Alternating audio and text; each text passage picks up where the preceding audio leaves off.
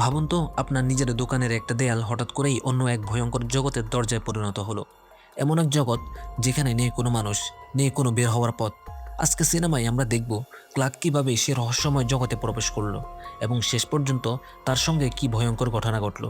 সেটা জানার জন্য চলুন শুরু করা যাক আজকে সিনেমার গল্প। সিনেমা শুরু হয় ক্লার্ককে দিয়ে। ক্লার্ক একটি ছোট ফার্নিচার দোকান চালায়, কিন্তু তার জীবন জুড়ে নানা ধরনের সমস্যা। তার ব্যবসা ধ্বংসের পথে, বাড়ির অবস্থাও একেবারে বেহাল, আর তার নেশার কারণে তার স্ত্রীও তাকে ছেড়ে চলে গেছে। এর মধ্যেই তার দোকানে কিছু অস্বাভাবিক সমস্যা দেখা দিতে শুরু করে।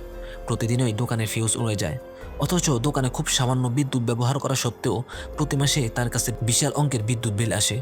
বিষয়টি তদন্ত করার জন্য ক্লার্ক একজন ইলেকট্রিশিয়ানকে ডাকে। তখন সে মেন প্যানেলে এমন কিছু সুইচ দেখতে পায় যেগুলো দোকানের সঙ্গে কোনোভাবেই সম্পর্কিত বলে মনে হয় না। ক্লার্ক আপাতত সেগুলো বন্ধ করে দেয়। এরপর আসলে কি ঘটেছে তার নিজের চোখে দেখার জন্য সে রাতে দোকানেই থাকার সিদ্ধান্ত নেয়। রাত নামার সঙ্গে সঙ্গেই আবার দোকানে সব আলো নিভে যায়। ক্লার্ক মেইন প্যানেল পরীক্ষা করতে যায়। সেখানে গিয়ে সে দেখে সবগুলো ফুয়েল আউটলেট বন্ধ রয়েছে, শুধু একটি চালু আছে। কিন্তু বিদ্যুৎ কোথাও যাচ্ছে কিংবা কোথাও ব্যবহার হচ্ছে ক্লার্ক কিছুতেই বুঝতে পারছে না। অন্ধকারের মধ্যেই হঠাৎ সে দেয়াল থেকে অদ্ভুত এক ধরনের আলো বের হতে দেখে। প্রথমে ক্লার্ক ভাবে হয়তো এটা তার চোখের ভুল, কিন্তু এরপর সে ধীরে ধীরে আলোর দিকে এগিয়ে যায়। দেয়ালের কাছে পৌঁছে যখন সে সেটি স্পর্শ করতে যাচ্ছে, তখন হঠাৎ তার আঙ্গুল দেয়ালের ভিতরে ঢুকে যায়। ক্লার্ক অবাক হয়ে যায়। দেয়ালটি আর শক্ত কোনো দেওয়াল নেই, সেটি যেন এক প্রবেশপথে পরিণত হয়েছে। ক্লার্ক যখন দেওয়ালের উপাসে চলে যায়, তখন বিস্ময়ে তার চোখ বড় হয়ে যায়। সে আর তার ফার্নিচার দোকানে নেই, সে চলে এসেছে সম্পূর্ণ এক অন্য জগতে। চারদিকে শুধু হলুদ রঙের অদ্ভুত সব দেয়াল, পুরো জায়গা জুড়ে এক ধরনের অস্বাভাবিক নীরবতা বিরাজ করছে। সেখানে কোনো জানালা নেই, কোনো দরজাও নেই যেখান থেকে বের হওয়া যাবে। মনে হচ্ছে এই জায়গায় এসে বাস্তবতা যেন পুরোপুরি শেষ হয়ে গেছে। এখানে কোনো কিছু বিশ্বাস করার মতো নয়। ক্লার্কের মনে হতে শুরু করে হয়তো এসব কিছু তার নিজের মস্তিষ্কে তাকে দেখাচ্ছে। সে ভাবতে থাকে হয়তো সে মাতাল হয়ে আছে, অথবা তার মাথা ঠিকমতো কাজ করছে না। নিজেকে আশ্বস্ত করার জন্য ক্লার্ক এই অদ্ভুত জগতের একটি স্টল তুলে নেয়। তারপর সে নিজের বাস্তব জগতে ফিরে আসে, যাতে নিজেকে প্রমাণ করতে পারে যে সে পাগল হয়ে যায়নি। বাস্তব জগতে ফিরে এসে সে স্টুলটির দিকে তাকিয়ে থাকে। তার মাথার তখন একটাই প্রশ্ন ঘুরতে থাকে, এই অদ্ভুত জগৎটি আসলে কি? কিন্তু এরই মধ্যে সেই জগৎটি তার চিন্তাভাবনাকে পুরোপুরি দখল করে নিয়েছে। এরপর দৃশ্য চলে যায় একটি গোপন গবেষণাগারে। সেখানে আমরা একজন বিজ্ঞানীকে দেখতে পাই। তিনি একটি কম্পিউটার স্ক্রিনের মধ্যেই ক্লার্ককে পর্যবেক্ষণ করছেন। দেখে মনে হয় ওই অদ্ভুত জগৎটি যেন বিজ্ঞানীরা কোনো গোপন পরীক্ষার অংশ। ক্লার্ক যখন ওই জগৎ থেকে বের হয়ে নিজের জগতে ফিরে আসার চেষ্টা করে, তখন সে সেখানে একজন মানুষের কিছু জিনিসপত্র খুঁজে পায়। সেই জিনিসগুলোর মধ্যেই একটি পরিচয়পত্রও ছিল। পরিচয়পত্রটি দেখে ক্লার্ক বুঝতে পারে সে ওই অদ্ভুত জগতে প্রবেশ করা প্রথম মানুষ নয়। 1990 সালেও ওই প্রতিষ্ঠানের আরেকজন কর্মচারী এই জগতে প্রবেশ করেছিল। বিজ্ঞানীরা দেখানো রেকর্ডিং থেকে আমরা জানতে পারি ওই ব্যক্তি এই জগতে প্রবেশ করার পর প্রায় পাগল হয়ে গিয়েছিল। সে চিৎকার করছিল, কাঁদছিল এবং সাহায্যের জন্য আকুতি জানাচ্ছিল, কিন্তু এই জগতে কেউ তার সাহায্য এগিয়ে আসেনি। এরপর একটি কালো ছায়া তার পেছনে, ছায়াটি খুব দ্রুত তাকে টেনে নিয়ে যায়। এরপর লোকটি চিরতরে ওই জগতের মধ্যে অদৃশ্য হয়ে যায়। এরপর দৃশ্য আবার ক্লার্কের কাছে ফিরে আসে।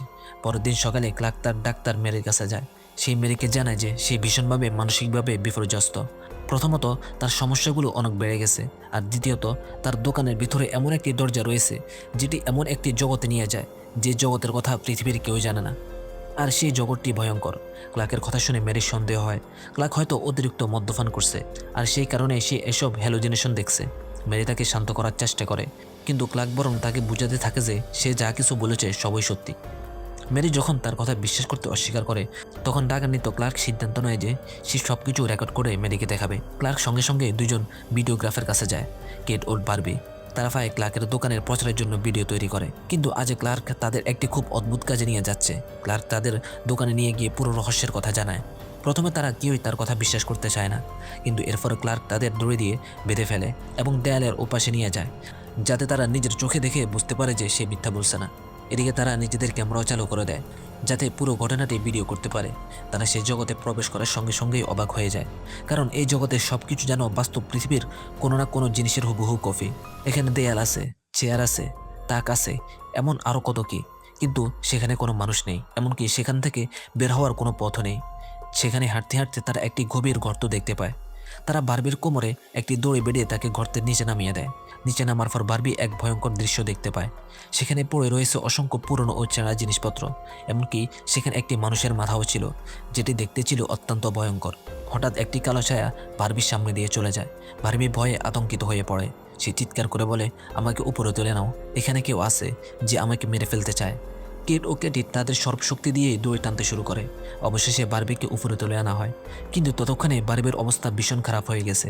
তারা বারবিকে উপরে তোলার পর দড়িটি আবার নিচে নামানোর আগেই হঠাৎ নিচ থেকে কেউ সেই দড়ি টানতে শুরু করে। তিনজন মিলে বারবিকে উপরে ধরে রাখার চেষ্টা করে, কিন্তু কিছুক্ষণ পর তাদের শক্তি পুড়িয়ে যায়। তারা দড়ি সহ নিচে পড়ে যায়।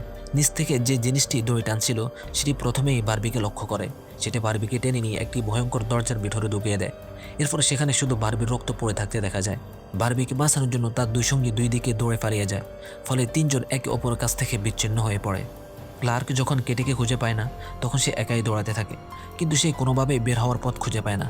অবশেষে সে এমন একটি লেভেলে পৌঁছে যায় যেখানে তার সামনে সেই ভয়ঙ্কর প্রাণীটি এসে হাজির হয়। সে এই জগতের বাসিন্দা। প্রাণীটিকে দেখে ক্লার্ক ভয়ে আতঙ্কিত হয়ে যায়। সে কিছু করার আগেই প্রাণীটি তার হাত থেকে ক্যামেরাটি ছিনিয়ে নেয় এবং রেকর্ডিং বন্ধ হয়ে যায়। এরপর আমাদের দেখানো হয় ক্লার্ক এই জগৎ থেকে বের হওয়ার আগে তার ডাক্তার মেরিকে একটি বার্তা পাঠিয়েছিল। বার্তা সে জানিয়েছিল যে সে চলে যাচ্ছে এবং আর কখনো ফিরে আসবে না।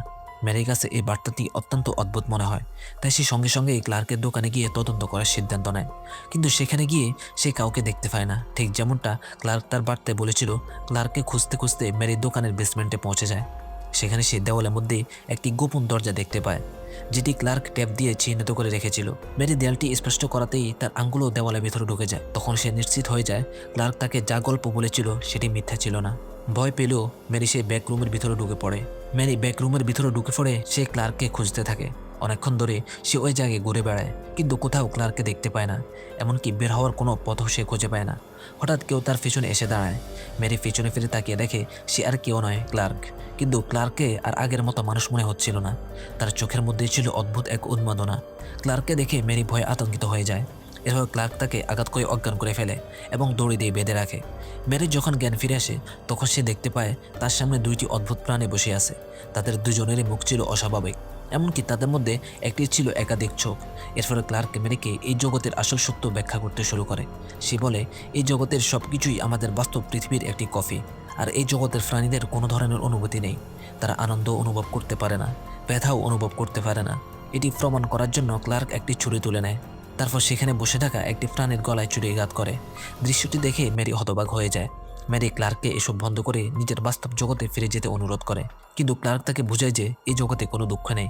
ক্লার্ক যখন এসব ব্যাখ্যা করছিল, তখন সেখানে একটি বিশাল আকৃতির প্রাণী এসে হাজির হয়। দেখতে প্রাণীটি হুবহু ক্লার্কের মতো, এমনকি তার পরনে ছিল জলদস্যুর পোশাক। এই পোশাকটি ক্লার্ক তার ফার্নিচার দোকানের ভিডিও বানানোর জন্য প্রায় ফুটতো। তবে এবার ক্লার্কের মতো দেখতে সেই দানবটির আকার ছিল অনেক বড়। হঠাৎ সেটি ক্লার্কের সামনে এসে দাঁড়ায়। ক্লার্ক ভাবে দানবটি হয়তো মেরিকে হত্যা করতে এসেছে। মেরি তখন দানবটিকে বোঝানোর চেষ্টা করে যেন সে তাকে হত্যা না করে। সে বলে সে এখন আমাদের সঙ্গে আছে, সে এই জগতেই আমাদের সঙ্গে থাকবে। কিন্তু দানবটি ক্লার্কের কোনো কথাই শোনে না। সে মেরিকে তুলে নিয়ে নির্মমভাবে পিষে ফেলে। প্রথমে সে মেরির গাড়ি কামড় বসায়, তারপর তাকে টুকরো টুকরো করে দেয় এবং দেওয়ালের দিকে ছুঁড়ে ফেলে। এরপর দানবটি মেরিকে তাড়া করতে শুরু করে, কিন্তু মেরি তখন প্রাণ ভয়ে পালিয়ে গেছে। দানবটির গতি খুব বেশি ছিল না, তবু মেরি তার পেছনে দানবটির প্রায় শব্দ শুনতে পাচ্ছিল, যেন কোনো বিশাল অলৌকিক প্রাণী তার পেছনে ছুটে আসছিল। মেরি যত দ্রুত ফালানোর চেষ্টা করে, পথগুলো ততই গোলাক বাঁধার মতো জটিল হয়ে উঠতে থাকে। এক পর্যায়ে দানবটি মেরির খুব কাছে চলে আসে। তখন মেরির সামনে পালিয়ে যাওয়া ছাড়া আর কোনো উপায় থাকে না, কিন্তু সে কোনোভাবেই বের হওয়ার পথ খুঁজে পাচ্ছিল না। হঠাৎ সে কাছে একটি সরু সুড়ঙ্গ দেখতে পায়। সে সেটির ভিতরে ঢোকার চেষ্টা করে। কিছুটা এগিয়ে যখন মেরি সুড়ঙ্গটির অন্য পাশ দিয়ে বের হয়ে আসে, তখন সে দেখতে পায় জায়গাটি আরও ভয়ঙ্কর। সেখানে দেওয়ালে পাশে শুধু ছোট ছোট কিছু ফাঁকা জায়গা রয়েছে, আর তার নিচে রয়েছে বিশাল এক গভীর খাদ্য। সামান্য ভুল বা পা ফেললেই সে নিচে পড়ে মারা যেতে পারে। মেরি ভয়ে আতঙ্কিত হয়ে যায়। সে কিছুক্ষণ সেখানে বসে থাকে, কিন্তু হঠাৎ আবারও সে একই ছায়ামূর্তির হাঁটার শব্দ শুনতে পায়। এখন তার সামনে আর কোনো উপায় নেই, তাই বাতাসে জুড়ে থাকা একটি মই বেয়ে উপরে উঠতে শুরু করে মেরি। ভয়ে কাঁপতে কাঁপতে সে মই বেয়ে উপরে ওঠে। অবশেষে যখন সে উপরে পৌঁছায়, তখন তার মনে হয় সে যেন ক্লার্কের দোকানের সে একই বেসমেন্টে ফিরে এসেছে। মেরির মনে হয় সে অবশেষে বাস্তব জগতে ফিরে এসেছে। এতে সে স্বস্তি অনুভব করে, কিন্তু সামনে এগিয়ে গিয়ে যখন সে একটি জানালা খোলে, তখন বুঝতে পারে এটি মোটেও বাস্তব জগৎ নয়, এটিও সে একই ব্যাকরুমের জগৎ।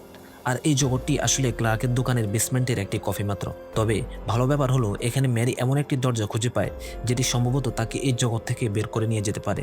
সেই দরজাটি খুলে সামনে এগিয়ে যাওয়ার চেষ্টা করে, কিন্তু হঠাৎ কেউ তার মুখে কিছু স্প্রে করে দেয়।